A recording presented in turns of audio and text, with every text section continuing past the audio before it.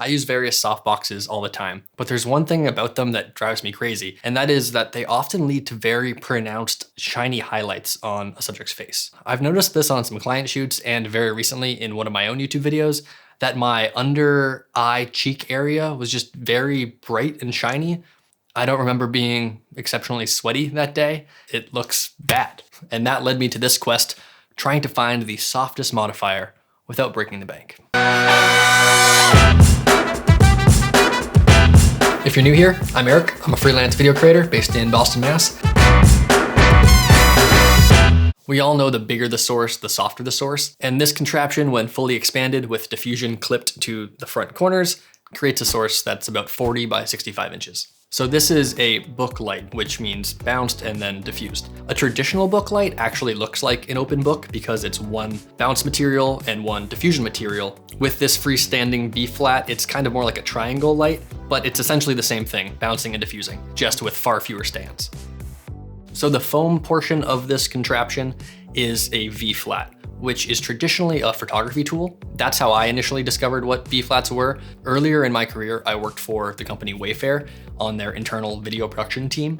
And that company had their own fully fleshed out photo studio where they did product photography. And us on the video team were granted access to that amazing photo studio to shoot videos in. And back then I didn't know what a book light was, but I did realize then that the V flat was a fantastic way to give some bounce to a huge area without any stands. In 1 second, we'll talk about the comparisons of how soft this light is compared to the light domes and such, but one more quick bonus you get with this custom V flat is negative fill. I gaff taped the back of one side completely black, and this V flat is so large that it can flag off large swaths of light very easily from a distance, and again, without any stands. There are professionally made V flats out there on photography websites, but they run around 200 bucks. So I went to my local Staples and picked up 4 foam boards. I gaff taped them all together and then added a little bit of dual lock on the top and middle of the backside so I could lock it into place to stand up or lock it closed when transporting. That's enough about the construction. Let's see how it compares to your garden variety Aputure Light Dome 2.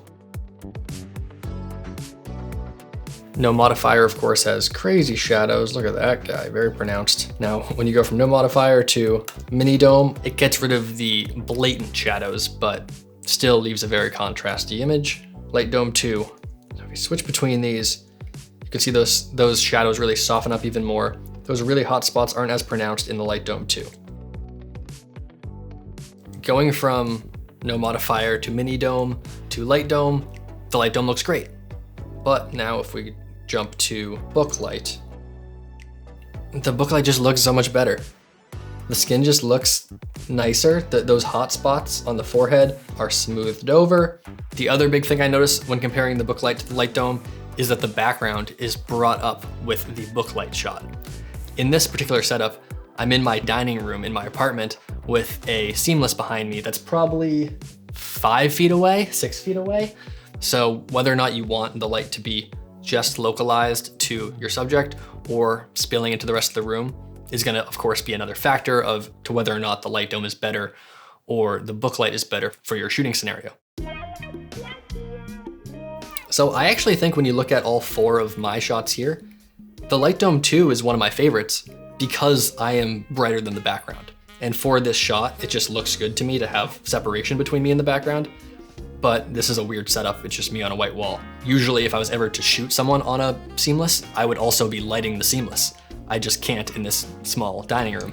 So also just for fun, I have the lantern, which basically is a big ambient light. It spreads light everywhere, even from the sides. The diffusion that comes on the Aputure lantern, I don't think is as thick as the diffusion cloth for the Light Dome 2. So I tend not to use that for interviews much. It's more just for lighting spaces. When I have used this in the past to light interview subjects, I will actually take diffusion, like I'm using for the book light, and wrap it around this light, clamp it, so it is double diffused, because on its own, this material just isn't that soft. One day I will splurge and spend $200 on some magic cloth or other really high quality diffusion. But for this video, I was actually just using some like $30-ish diffusion off Amazon. And in a setup like this, it still works There are instances where this just isn't practical. For instance, I recently had a shoot in an A-frame house, and there's no way I could set up the V-flat with the ceiling. I would have to be like in the middle of the room. And so my Light Dome 2 did the keying job just fine. One important thing to mention when bouncing and diffusing light is that you lose so much output. I couldn't believe how much I was dialing back the 300D when I was going smaller with my modifiers. I think my book light was set to about 75% to get proper exposure on the skin. And the same light with the Light Dome Mini was at 20 or 25%. So you need 3x the output when bouncing and diffusing compared to a small, not very thick diffused softbox. So if you're working with something like a 120D or equivalent, this probably isn't gonna give you what you want. You probably do need something closer to a 300D or larger. I personally have my eye on that 1200D, which should be released any day soon. Very excited about that light.